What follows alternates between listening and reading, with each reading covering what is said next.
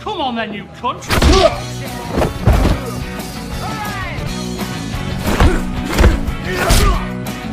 And I don't just fight people anymore.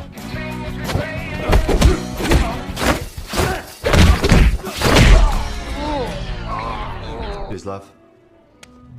Help me through my PMT.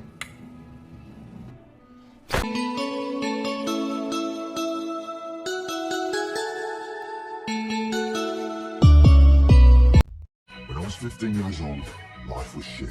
Kisah akan berfokus pada seorang pemuda bernama Mike. Ini orangnya, di mana dia sering kali mendapat perundungan dari teman-teman sebayanya yang melakukan tindakan kekerasan ringan kepadanya setiap hari.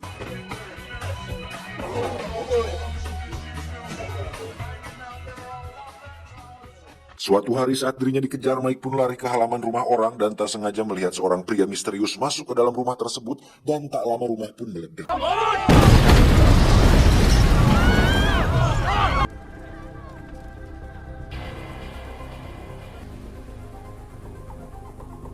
Karena penasaran, Mike pun terus membuntuti pria itu selama beberapa hari, di mana Mike merekam semua aksinya yang ternyata pria tersebut adalah seorang pembunuh bayarin. Namun yang menarik adalah metode pembunuhan yang dilakukannya nampak dibuat seolah kecelakaan biasa, sehingga polisi dan pihak terkait tidak akan bisa melacak siapa dalang di balik insiden tersebut. I stalked him for weeks, at which time he killed 3 more people.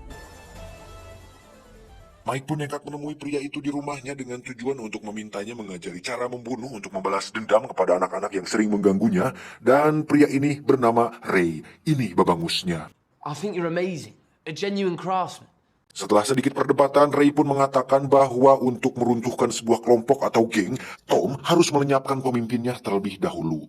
Sesuai instruksi dari Ray, Mike pun bersembunyi di dalam kamar milik ketua anak pembuli, lalu mendorongnya jatuh dari atas gedung hingga insiden ini seolah seperti sebuah kecelakaan. Have a look at this. Do you know the meaning of defenestration? The act of throwing someone out of a window. Mike Fallon.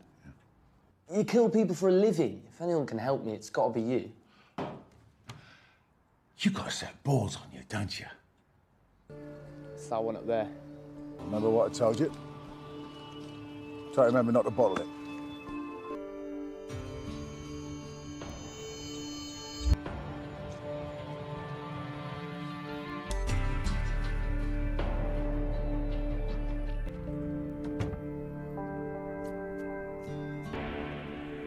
I knew that dirty little chap would take the bait.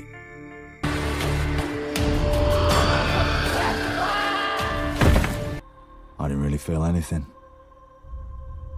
Dirasa memiliki potensi besar, Ray pun mengajari semua yang dia tahu, dimulai dari bela diri, cara menembak, dan segala pengetahuan yang berkaitan dengan urusan bunuh-membunuh.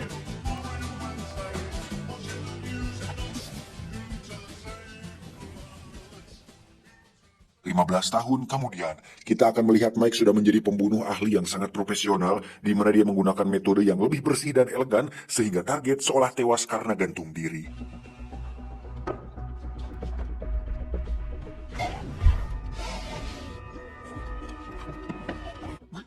Suicide. Don't do this. That's 25 grand.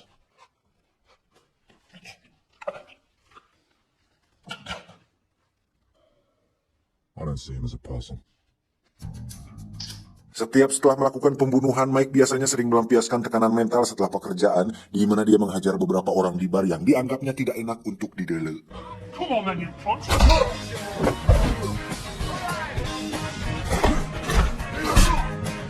I don't just fight people anymore.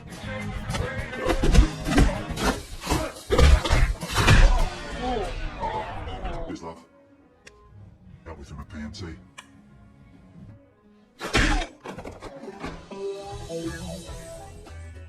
Setelah dari sana, Mike pun pergi ke markas tempat para pembunuh bayaran berkumpul, di mana tempat tersebut atau komunitas tersebut merupakan firma atau lembaga pembunuh bayaran yang didirikan langsung oleh sang guru, yakni Ray. We're in the business of taking lives, and business is booming. Ada si brutal, seorang pembunuh bayaran yang cukup emosian dan sering adat-adatan dalam pekerjaannya, di mana dia lebih sering menggunakan kapak dibandingkan pistol karena lebih murah dan tak perlu keluar biaya untuk membeli peluru. He's also a killer, but opts for the more brutal, butchering them with an axe style. Ada si Racun, seorang pembunuh yang hobi menggunakan bahan kimia berbahaya dalam menjalankan pekerjaannya, di mana dia menganggap bahwa metode tersebut lebih bersih dan efektif ketimbang harus melakukannya dengan cara kekerasan dan kontak fisik. The filthy little runt who takes keeping himself to new heights, and yeah, you guessed it. Selanjutnya ada tentara bersaudara, di mana mereka berdua adalah mantan pasukan militer yang menggunakan metode membunuh seperti ulah para gangster atau anak-anak berandalan. Mac is British SAS, and Mick is a frogman from the other side of the pond. Selanjutnya ada Yuli, seorang samurai seksi dengan ciri khas katana untuk membunuh dan sering mendapatkan target yang sangean sehingga hal itu semakin membuat Yuli berhasrat dalam melakukan pekerjaannya. Meet Jane the Ripper. All the lads would love to shag her. Ada Samsul, seorang pembunuh bayaran dengan metode cerdas dan sering menggunakan siasat daripada kekerasan sehingga dia lebih banyak menggunakan peralatan elektronik dan ciptaan alat-alat ciptaannya dalam melakukan pekerjaannya tersebut. Nicknamed after his scrupulous attention to detail, trying out new and inventive methods of killing people. Terakhir, ada bos mereka semua, yakni Ray, bertugas untuk menjaga dan melindungi identitas mereka dengan cara membuat beberapa aturan ketat untuk setiap anggota pembunuh bayaran. This is the landlord, our minder, the boss, Big Ray. Tak lama muncullah sang penghubung mereka dengan klien, namanya Milton. Ini pembunuhnya, di mana beliau bertugas untuk memberi pekerjaan sekaligus orang yang bertanggung jawab atas uang imbalan yang diberikan oleh klien. And this is Milton, the most important cog in the machine. He meets the clients and assigns one of us depending on the style of kill required. The kill briefs are delivered to us on an unfixed negative. We never know who the client is, and they don't know who we are. Keeps everybody sleeping better at night. Everybody secretly wishes they could kill Milton. He's a little weasel.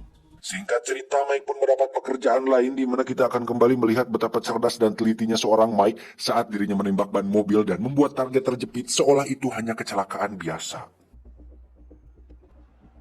It's only about 10%.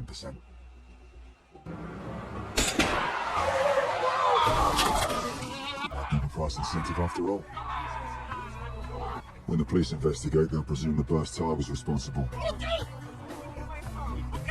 Lanjut malam hari, Mike pun diharuskan membunuh sekelompok band metal. Entah apa alasannya, Mike sama sekali tidak pernah tahu siapa atau kenapa target harus mati. Yang jelas, Mike dan kawan-kawan hanya melakukan pekerjaan ini secara profesional tanpa ada dendam pribadi. I don't know why the mechanics had to die. Hingga suatu hari, Mike pun didatangi oleh seorang pengendara motor yang tiba-tiba menembakinya, di mana pengendara tersebut telah salah besar karena orang yang diserangnya adalah mantan legenda penjara yang suka sombong saat berada di atas ring.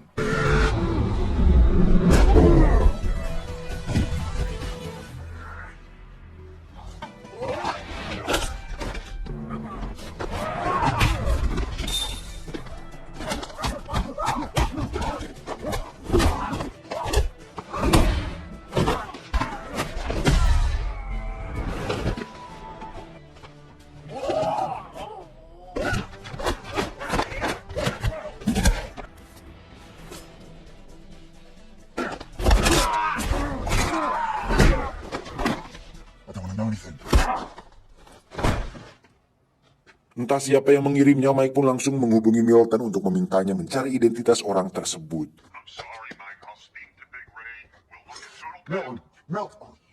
Fucking little shit. Tak cukup sampai situ, Mike kembali dikejutkan dengan kematian mantan kekasihnya yang katanya dibunuh oleh dua orang pecandu yang mencoba merampok rumahnya. Dan saat menghadiri upacara pemakaman, Mike pun bertemu dengan sahabatnya, yakni Ichi. Ini parasnya, di mana dia mengatakan bahwa mantan kekasih Mike ternyata sedang hamil anaknya si Mike, dan itu cukup membuat Mike handal. She was pregnant. Dengan informasi yang diberikan Ichi, Mike pun pergi ke TKP untuk menganalisa kronologi kejadian tersebut, dan dari hipotesis yang dilakukannya, Mike pun akhirnya mendapat jawaban bahwa pelaku dari tindakan ini bukanlah orang biasa, melainkan seseorang yang sangat ahli yang tidak lain adalah si tentara bersaudara. This must have been a pro outfit. This hit's got Mick and Mac written all over it. Fucking bastards. Tak ingin buang waktu, Mike pun langsung menemui mereka berdua, kemudian memberi sedikit pelajaran di mana akhirnya mereka berdua mengakui bahwa mereka telah membunuh mantan kekasihnya Mike sesuai perintah dari klien. Okay, you got us.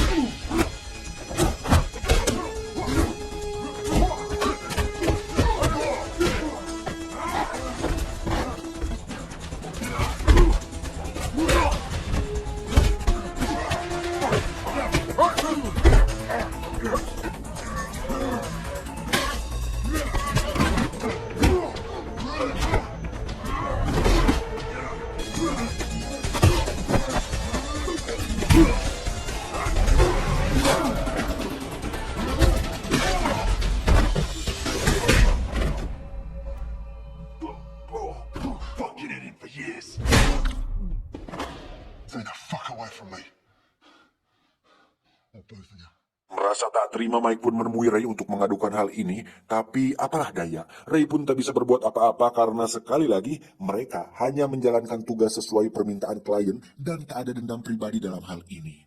We didn't have a job to do and they fucking did it. Are we cool? Yeah, we're cool.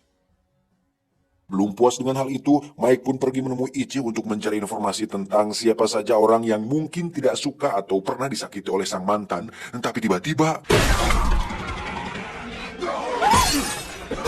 Ya, muncullah si brutal yang langsung hubak-habik dengan kapaknya di mana mereka berdua terlibat perkelahian yang membuat si brutal tewas oleh kapaknya sendiri.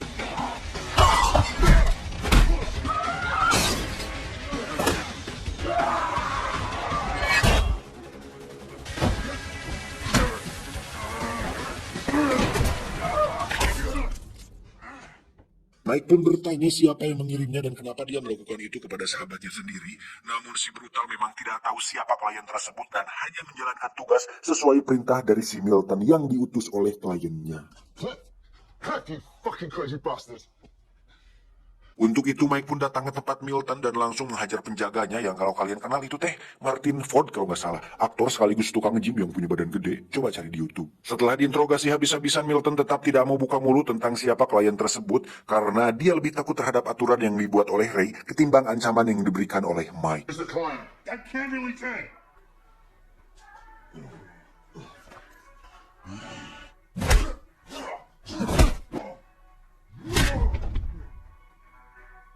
Karena telah melanggar aturan komunitas, Ray pun terpaksa memerintahkan semua anggota komunitas untuk membunuh Mike. Karena walaupun dia sebenarnya berat melakukan hal itu, aturan tetap harus dijalankan sebagai sebuah kewajiban untuk kelangsungan komunitas ini. It's Fallon.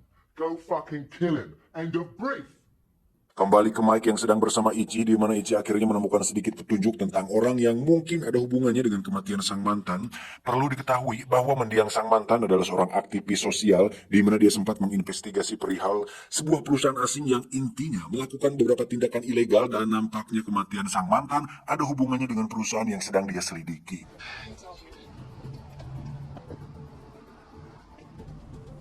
You're gonna find out who killed Beth, right? Oh, yeah.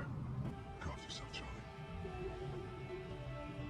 Dengan beberapa catatan dan akun email yang diberikan Ichi, Mike pun langsung menemui salah satu akuntan perusahaan tersebut untuk memaksanya buka mulut tentang keterkaitannya dengan kematian sang mantan. Who organized the hits? Well, he didn't give me his name. Namun karena si akuntan tidak tahu menahu tentang masalah tersebut, dia pun memberikan sebuah rekaman berisi percakapan Milo dengan si bos yang mungkin bisa menjadi petunjuk bagi Mike untuk mencari semua kebenarannya. Tapi tiba-tiba... Iya, muncullah si tentara bersaudara di mana mereka bermaksud untuk membunuh Mike sesuai perintah dari Ray, di mana Mike berhasil menghindari tembakan mereka dan terlibat duel sengit.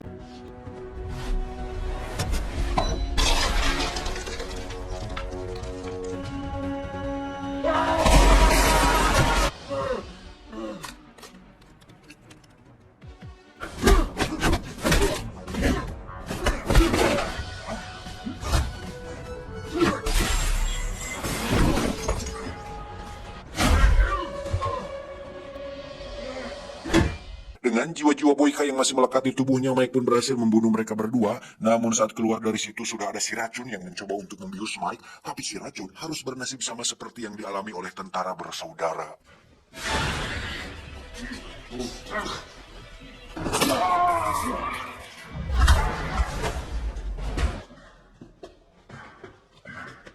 Namun saat akan pergi muncullah Samsul dengan membawa sebuah tas berisi perlengkapan membunuh, di mana Mike langsung melumpuhkannya dan mengambil bungkus plester yang bertuliskan nama asli dari aktor yang memerankan si Mike ini, yaitu Scott Adkins.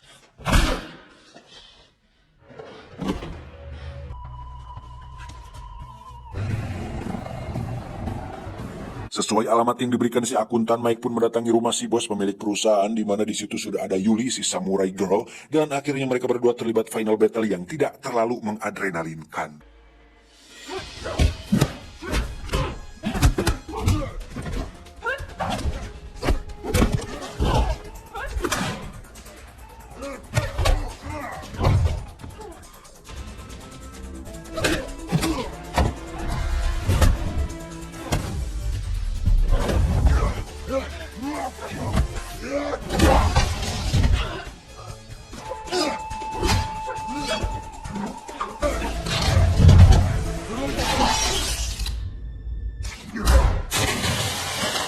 Untuk si bos perusahaan, Mike pun menebas lehernya yang kalau ditampilkan pasti akan sangat dolar kuning.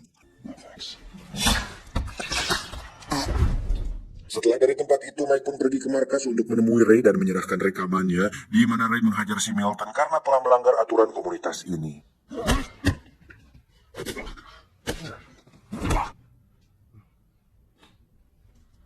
Saat bangun, Mike pun memberikan plester punya si Samsul kepada Milton, di mana seperti kita tahu plester itu merupakan plester beracun yang jika dimasuk dalam darah, maka itu akan sangat mematikan.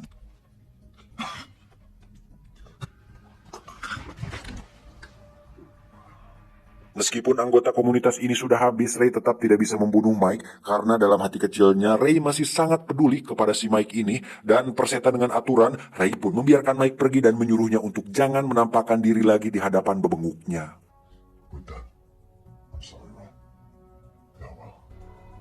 Watch your back, Mike.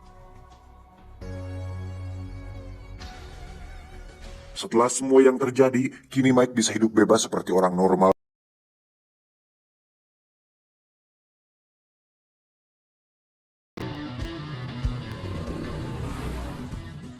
Tamat ending yang cukup membagongkan.